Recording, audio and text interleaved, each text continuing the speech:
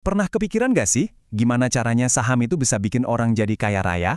Maksudnya bukan cuma untung dikit-dikit ya, tapi kekayaan yang benar-benar bisa mengubah hidup. Nah, dalam beberapa menit ke depan, kita bakal bedah rahasianya. Yuk, kita mulai. Ada satu kalimat yang benar-benar bisa mengubah cara kita mandang investasi. Kalimat itu dimulai dengan premis yang menarik banget. Jika saham tidak membuat orang kaya, kira-kira lanjutannya apa ya? Dan ini dia jawabannya. Maka tidak akan ada investor miliarder. Sederhana banget kan? Tapi coba deh pikirin baik-baik. Nama-nama besar kayak Warren Buffett, Peter Lynch, kekayaan mereka itu dibangun di atas prinsip ini. Ini bukan teori, ini fakta. Dan bener loh, kalau kita lihat daftar orang paling kaya di dunia, siapapun itu, mereka semua tuh punya satu kesamaan yang fundamental. Apa ya kira-kira? Kesamaan mereka itu bukan cuma soal kerja keras atau pintar, tapi soal perubahan cara berpikir, dari bekerja untuk uang, jadi memiliki aset yang bekerja untuk mereka. Jadi, apa sih rahasia di balik kepemilikan ini? Nah, disinilah kita masuk ke bagian pertama, rahasia miliarder. Dan tenang aja, ini jauh lebih simpel dari yang kamu bayangin. Rahasianya tuh bukan soal rumus matematika yang ribet atau informasi orang dalam. Ini murni soal cara pandang. Sebuah perubahan perspektif tentang uang yang bisa diadopsi oleh siapa aja, termasuk kita semua. Oke, untuk bisa ngerti perspektif baru ini, kita harus balik dulu ke dasarnya. Mari kita jawab pertanyaan paling fundamental. Apa sih sebenarnya saham itu? Jawabannya simpel banget. Saham itu ya, kepemilikan. Waktu kamu beli satu lembar saham, kamu itu lagi beli sepotong kecil dari sebuah perusahaan nyata. Ini bukan cuma angka di layar monitor, ini bukti kalau kamu adalah salah satu pemiliknya. Coba bayangin deh, kamu beli saham perusahaan kopi langganan kamu. Nah, sejak saat itu, kamu bukan lagi sekedar pembeli. Kamu itu pemilik.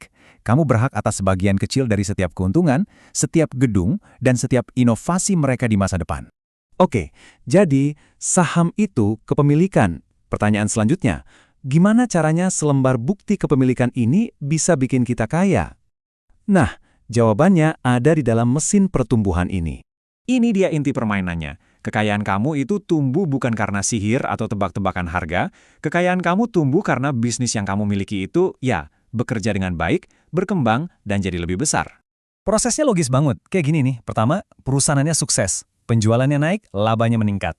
Kedua, karena perusahaannya makin sukses, nilai totalnya jadi ikut naik. Dan yang ketiga, ini yang paling penting buat kamu. Karena nilai totalnya naik, ya jelas dong, bagian kue kamu, saham kamu, harganya jadi ikutan naik. Sesimpel itu. Tapi pertumbuhan bisnis itu baru setengah cerita. Ada satu bahan rahasia lagi yang mengubah pertumbuhan biasa jadi ledakan kekayaan.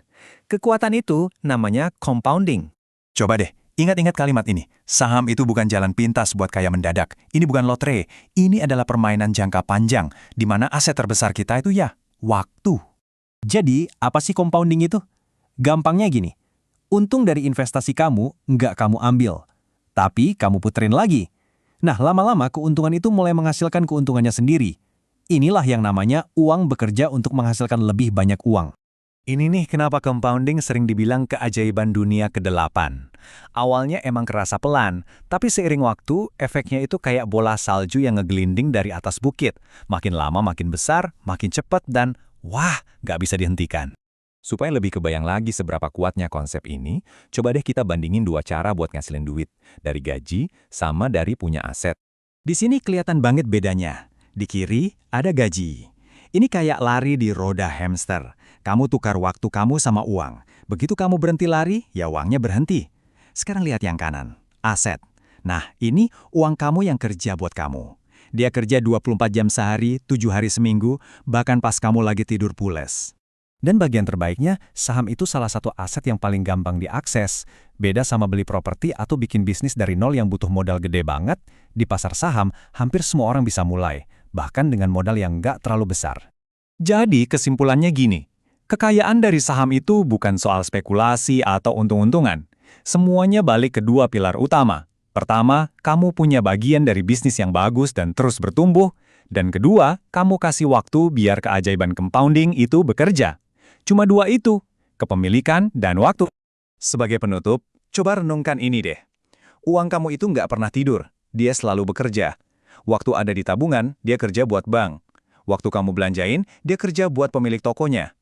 Pertanyaannya sekarang bukan apakah uang kamu bekerja, tapi Untuk siapa dia bekerja? Sudahkah uang kamu bekerja keras untuk kamu?